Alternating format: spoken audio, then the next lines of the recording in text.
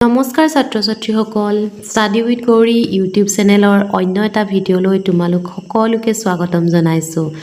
এই ভিডিঅ'টো মই ষষ্ঠমান শ্ৰেণীৰ বাবে বনাইছোঁ।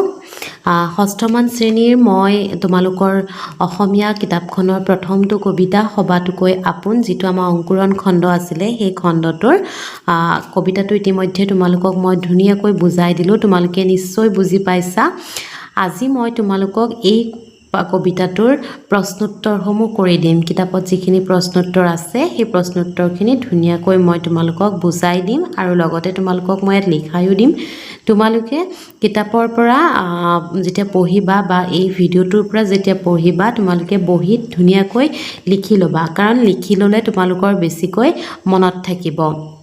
মই তোমালোকৰ প্ৰত্যেকটো ছাবজেক্টেই তোমালোকক মই দিবলৈ চেষ্টা কৰিম বা প্ৰত্যেকটো ছাবজেক্টেই মই তোমালোকক দিম। গতিকে মই নতুনকৈ তোমালোকৰ অসমীয়াটো প্ৰথম আৰম্ভ কৰিছোঁ। ইতিমধ্যে মই নৱমমান শ্ৰেণীৰ দিয়ে আছিলোঁ। এতিয়াৰ পৰা তোমালোকৰ 6, 7, 8, 9 মই গোটেইখিনিৰে দিম। যদি ভিডিঅ'টো তোমালোকৰ ভাল লাগে তেতিয়াহ'লে লাইক, কমেণ্ট আৰু শ্বেয়াৰ কৰিবা। লগতে মোৰ চেনেললৈ যদি প্ৰথমবাৰৰ বাবে আহিছা তেতিয়াহ'লে চেনেলটো ছাবস্ক্ৰাইব কৰিবা। চোৱা, তোমালোকৰ 1 নম্বৰ প্ৰশ্নটি আছিলে কবিতাটি শুদ্ধ উচ্চাৰণেৰে স্পষ্টকৈ পঢ়া। তাৰমানে কবিতাটো তোমালোকক পঢ়িব দিছে আৰু কবিতাটো তোমালোকে মুখস্থ কৰিবা দেই। বানানসহ মুখস্থ কৰিবা, লিখি লিখি মুখস্থ কৰিবা। 2 নম্বৰ কবিতাটি আবৃত্তি কৰা। কবিতাটি আবৃত্তি কৰিবা। তোমালোকৰ স্কুলত বাইদেউসকলে নিশ্চয় আবৃত্তি কৰাবলৈ শিকাবই। গতিকে তোমালোকে কবিতাটো মুখস্থ ৰাখি পেলাই আবৃত্তি কৰিবলৈ চেষ্টা কৰিবা। তেতিয়া ক'ৰবাত আবৃত্তি প্ৰতিযোগিতা হ'লে সেই কবিতাটো তোমালোকে গাব পাৰিবা। তাৰপিছত 3 নম্বৰ প্ৰশ্ন চোৱা, কোৱা আৰু লিখা। ক নম্বৰ, কবিয়ে কাক কাক সবাতোকৈ আপোন বুলি কৈছে? কবিয়ে নিজৰ আইক, নিজৰ দেশখনক আৰু নিজৰ মাতৃভাষাক আপোন বুলি কৈছে। খ নম্বৰ, কবিয়ে প্ৰাণৰ চিনাকি বুলি কাৰ কাৰ কথা কৈছে? কবিয়ে প্ৰাণৰ চিনাকি বুলি গাঁও, নগৰ, জান-জুৰিৰ কথা কৈছে। গ নম্বৰ, কবিতাটিত অন্তৰৰ ভাৱ কিহেৰে প্ৰকাশ কৰা বুলি কোৱা হৈছে? কবিতাটিত অন্তৰৰ ভাৱ নিজ মাতৃভাষাৰে প্ৰকাশ কৰা বুলি কোৱা হৈছে। কবিয়ে জগতখন কাৰ কাৰ যোগেদি চিনি পাবলৈ আশা কৰিছে? কবিয়ে জগতখন নিজৰ আই, দেশ আৰু মাতৃভাষাৰ যোগেদি চিনি পাবলৈ আশা কৰিছে। ঙ নম্বৰ, সুবিশাল পৃথিৱীত কাৰ সৈতে কেনেকৈ খোজ দিবলৈ কবিয়ে ইচ্ছা কৰিছে? সুবিশাল পৃথিৱীত সকলোৰে সৈতে হাতে হাত ধৰাধৰিকৈ খোজ দিবলৈ কবিয়ে ইচ্ছা কৰিছে। তাৰপিছত আমাৰ 4 নম্বৰ প্ৰশ্নটি চোৱা, কবিতাটিৰ মূল ভাৱ লিখা। সবাতোকৈ আপোন নামৰ কবিতাটিৰ মাজেৰে কবি নৱকান্ত বৰুৱাদেৱে জন্মদাত্ৰী আই, নিজৰ দেশ আৰু মাতৃভাষাক আটাইতকৈ আপোন বুলি কৈছে। কবি নৱকান্ত বৰুৱাই কৈছে যে আমি সকলো লোকে আইৰ কাৰণে জগতখন চিনি পালোঁ, অৰ্থাৎ মাকৰ কাৰণে দেই। আমাৰ দেশখনক আপোন বুলি কোৱাৰ কাৰণ হৈছে উপজা ঠাইখনৰ বাবে পৃথিৱীত আগুৱাই যাব পাৰিম, সেইফালৰ পৰা দেশখন আমাৰ বাবে আপোন। মাতৃভাষা আমাৰ সকলোতকৈ আপোন ভাষা, হয়তো এই ভাষা আটাইতকৈ শুৱলা নহ'বও পাৰে। মাতৃ স্বদেশ আৰু মাতৃভাষাৰ যোগেদি মানুহে জগতখন চিনি পায় আৰু পৃথিৱীখনত একতাৰে সকলোৰে লগত খোজ মিলায়। আমাৰ 5 নম্বৰ প্ৰশ্ন, পাঠৰ পৰা অন্ত্যধ্বনি মিল থকা শব্দবোৰ মিলাই লিখা। অৰ্থাৎ অন্ত্যধ্বনি তাৰমানে শেষৰ আখৰটোৰ মিল থকা, যেনে আইৰ শেষত কি আছে? হুঁচৰি। আৰু চিনাইৰ শেষত কি আছে? হুঁচৰি। গতিকে এইটো অন্ত্যধ্বনি মিল থকা শব্দ বুলি কোৱা হয়। তেনেদৰে ইয়াত তোমালোকক দিছে চোৱা, আই, চিনাই, চহকী, চিনাকি, কি আছে দেখিছেনে? সুৰীয়া, কুমলীয়া, ইয়া, জগত, লগত, সুখ, দুখ। গতিকে অন্তৰ্ধ্বনি মানে বুজি পাইছা, যিবোৰ শব্দৰ শেষৰ আখৰটো একেই থাকে, তাৰমানে উচ্চাৰণটো একেই হয়। আখৰটো একেই থাকিলেই নহ'ব। ইয়াত যদি কি আছে, ইয়াত ক থাকিলে নহ'ব, কিয়ে থাকিব লাগিব। লাগিলে হুঁচৰিকাৰ দীৰ্ঘইকাৰ সেইটো হ'ব পাৰে, সেইটো কোনো আপত্তি নাই, কিন্তু শব্দটোৰ উচ্চাৰণটো একেই হ'ব লাগিব। 6 নম্বৰ প্ৰশ্ন, নিৰ্দিষ্টতা বাচক প্ৰত্যয় টু, টি, জন, জনী, খন, খনি ব্যৱহাৰ কৰি তলৰ শব্দবিলাক নতুনকৈ লিখা। যেনে এই যুগ খন, এইখন। আমাৰ তলত দিয়া আছে, প্ৰশ্নসমূহ দিয়া আছে, তোমালোকে কিতাপত চাই ল'বা। যেনে তিৰোতা, ছাতি, কেঁচুৱা, ঘৰ এনেকৈ দিয়া আছে। আমি প্ৰত্যয়টো লগাই পেলাই ক'ম তোমালোকক। তিৰোতা যোগ জনী মানে তিৰোতাৰ লগত জনী হয়, তিৰোতাজনী। ছাতিৰ লগত টু, ছাতিটো। কেঁচুৱাটি, ঘৰটো, ঘৰখন, কিতাপখন।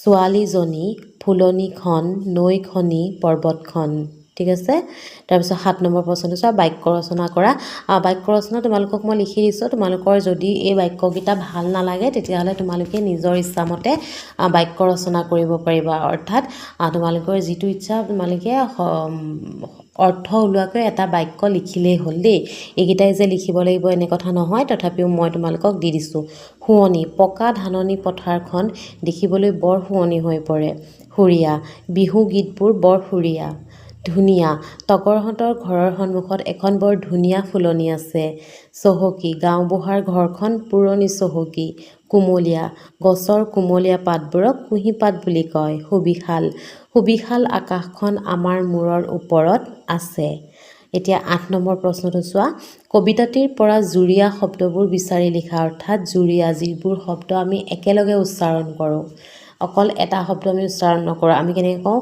যে ইয়াৰ দুটা উদাহৰণ দিছে যে জান-জুৰিটো আমি বেলেগে নকওঁ জান আৰু জুৰি কিন্তু জান-জুৰি আমি একেলগে কওঁ সুখ দুখ নগৰ গাঁও গছ লতা স্নেহ শান্তি এইবোৰ হৈছে জুৰীয়া শব্দ তাৰপিছত তোমালোকৰ 9 নম্বৰ প্ৰশ্ন চোৱা তলত দিয়া শব্দসমূহৰ নয়াৰ্থক ৰূপবোৰ লিখা নয়াৰ্থক শব্দটোৰ মানে কি জানানে নয়াৰ্থক শব্দটোৰ অৰ্থ হৈছে নহ'ব বা নাই তাৰমানে নোহোৱা অৰ্থত ঠিক আছে ইয়াত চোৱা হ'ব নহ'ব ধুঁ নধুঁ শুনা নুশুনা নট হুঁচুকাৰ দেই কৰোঁ নকৰোঁ খেলোঁ নেখেলোঁ যাম নাযাম দিম নিদিম লিখোঁ নিলিখোঁ আমাৰ 10 নম্বৰ প্ৰশ্ন কবিতাটিত থকা বিশেষ্য আৰু বিশেষণ পদবোৰ বাছি উলিয়াই লিখা বিশেষ্য পদ আৰু বিশেষণ পদ দুটা বেলেগে লিখি দিছোঁ মই তথাপি মই কৈ যাম চোৱা বিশেষ্য পদখিনি চোৱা প্ৰথমতে আই গছ লতা ফুল ধৰণী দেশ নগৰ গাঁও তাৰপিছত বিশেষণ পদখিনি চোৱা সবাতো শুৱনি আপোন ধুনীয়া চহকী সুৰীয়া কুমলীয়া আৰু সুবিশাল এতিয়া চোৱা বিশেষ্য পদ কোনবোৰ কয় যিবোৰ পদে নাম বুজায় আৰু বিশেষণ কোনবোৰ যিবোৰে বিশেষ্য পদৰ গুণ দুখ বুজায় যেনে ভাল বেয়া ধুনীয়া বেয়া সেইবোৰ বিশেষণ পদে বুজায় তাৰপাছত চোৱা 11 নম্বৰ প্ৰশ্ন যিটো আমাৰ গ ভাগটোৰ জ্ঞান সম্প্ৰসাৰণ উপযুক্ত শব্দেৰে খালী ঠাই পূৰ কৰা মই মোৰ আইক কি হ'ব ভাল পাওঁ মই মোৰ মাতৃভাষাক শ্ৰদ্ধা কৰোঁ আমি আমাৰ স্বদেশক লৈ গৌৰৱ কৰোঁ গতিকে এইখিনি হৈছে আমাৰ খালী ঠাই পূৰণ কৰা তাৰপিছত 12 নম্বৰ প্ৰশ্ন চোৱা তলৰ স্তৱকসমূহ দলীয়ভাৱে পঢ়া আৰু কোনটো স্তৱক কাৰ উদ্দেশ্যে ৰচিত হৈছে কোৱা ক নম্বৰটো চোৱা মেলিলোঁ প্ৰথম চকু তোমাৰ কোলাতেই আই জনমৰ আদিম পোৱাত অৰ্থাৎ মই মোৰ চকু ক'ত মেলিছোঁ তোমাৰ কোলাতে অৰ্থাৎ দেশ মাতৃৰ কথা কৈছে তাৰমানে পৃথিৱীখনৰ বা আমাৰ দেশখন পৃথিৱী নহয় আমাৰ দেশখনৰ কথা কৈছে তাৰমানে দেশ মাতৃৰ উদ্দেশ্যে ৰচিত হৈছে কোনে মোক তুলি তালি কৰিলে ডাঙৰ মৌসনা মিঠা মাতে পাহৰি ভাগৰ ইয়াত কাৰ কথা হৈছে যে এটি শিশুক কোনে তুলি তালি ডাঙৰ দীঘল কৰে বা তোমালোক যেতিয়া সৰু আছিলা বা এতিয়াও তোমালোকক কোনে তুলি তালি ডাঙৰ দীঘল কৰিছে মায়ে তাৰমানে ইয়াত মাতৃৰ বিষয়ে কোৱা হৈছে গ নম্বৰ চিৰ চেনেহী মোৰ ভাষা জননী তাৰমানে মোৰ জননীৰ ভাষা তাৰমানে মোৰ মাতৃভাষাটো সদায় মোৰ কি হয় সদায় চেনেহৰ মোৰ সেইকাৰণে ইয়াত কাৰ কথা কোৱা হৈছে মাতৃভাষাৰ বিষয়ে অসমৰ যিকোনো 3 গৰাকী শিশু সাহিত্যিকৰ নাম লিখা অতুল চন্দ্ৰ হাজৰিকা নৱকান্ত বৰুৱা ডক্টৰ ভৱেন্দ্ৰনাথ শইকীয়া তোমাৰ জন্মভূমিৰ বিষয়ে 10টা বাক্য লিখা অৰ্থাৎ আমাৰ জন্মভূমি কোনখন অসমখন হয়নে অসমৰ কাৰণে আমি 10টা বাক্য লিখিম চোৱা 1 নম্বৰ মোৰ জন্মভূমি অসম 2 নম্বৰ ই ভাৰত ৰাষ্ট্ৰৰ এখন অন্যতম অংগৰাজ্য 3 নম্বৰ অসম ভাৰতৰ একেবাৰে পূব প্ৰান্তত অৱস্থিত 4 নম্বৰ অসমৰ মাজেৰে মহাবাহু ব্ৰহ্মপুত্ৰ বৈ গৈছে 5 নম্বৰ এই নদী আৰু ইয়াৰ উপনদীবোৰ যুগ যুগান্তৰৰ পৰা পলস পেলাই অসমৰ মাটি সাৰুৱা কৰি আহিছে 6 নম্বৰ ৰসাল চাহ বাগিচা আৰু জীপাল সংস্কৃতিৰ দেশ অসম 7 নম্বৰ কাজিৰঙা ৰাষ্ট্ৰীয় উদ্যানৰ এটা শিঙৰ গড়ৰ বাবে অসম পৃথিৱী বিখ্যাত 8 নম্বৰ বিহু অসমীয়া সংস্কৃতিৰ আত্মাক উদযাপন কৰা উৎসৱ 9 নম্বৰ অসম ভূখণ্ড সেউজীয়া গছ-গছনি আৰু জীৱ-জন্তুৰে ভৰা 10 নম্বৰ ইয়াৰ প্ৰাকৃতিক জলাশয়বোৰত অজস্ৰ প্ৰজাতিৰ মাছ পোৱা যায় তাৰপিছত তোমালোকৰ তোমাৰ জন্মদাত্ৰী মাতৃৰ বিষয়ে এটি কবিতা ৰচনা কৰা এইটো তোমালোকক স্কুলত কৰাব তাৰপিছত দিছে 16 নম্বৰ সাঁথৰ ভাঙা সাঁথৰ তোমালোকে নিশ্চয় ভাল পোৱা শুনি হয়নে নাকত বহি কাণত ধৰে এনে কি বস্তু ভাল পাই নৰে যে নাকত ধৰি আমাৰ নাকত ধৰি থাকে আৰু কাণত বহি থাকে সেইটো হৈছে চশমা ক আইটি তপৰাই কাঢ়িনিলে বাঢ়ি যায় সূতা এনে কি বস্তু গদ দি মৰিল কোন দধিচি নি মৰিল কোন ৰাৱণ নিদি মৰিল কোন দুৰ্যোধন নকৈ মৰিল কোন জয়মতী এইকেইটা তোমালোকৰ প্ৰশ্ন তোমালোকৰ যিটো আমাৰ প্ৰথম অধ্যায় আছিলে ক্লাছ 6ৰ অংকুৰণ খণ্ডটোৰ যিটো প্ৰথম অধ্যায়টোৰ প্ৰশ্ন উত্তৰখিনি আমাৰ ইয়াতে শেষ হ'ল আশা কৰোঁ তোমালোকে ভিডিঅ'টো ভাল পালা যদি ভিডিঅ'টো ভাল লাগিল তেতিয়াহ'লে লাইক কমেণ্ট আৰু শ্বেয়াৰ কৰিবলৈ একদম নাপাহৰিবা আৰু চেনেলটো যদি প্ৰথমবাৰৰ বাবে আহিছা তেতিয়াহ'লে চেনেলটো ছাবস্ক্ৰাইব কৰিবা লগতে তোমালোকৰ লগৰ ছাত্ৰ ছাত্ৰীসকলকো মোৰ চেনেলটোৰ কাৰণে ৰেকমেণ্ড কৰি দিবা আজিলৈ আহোঁ বাই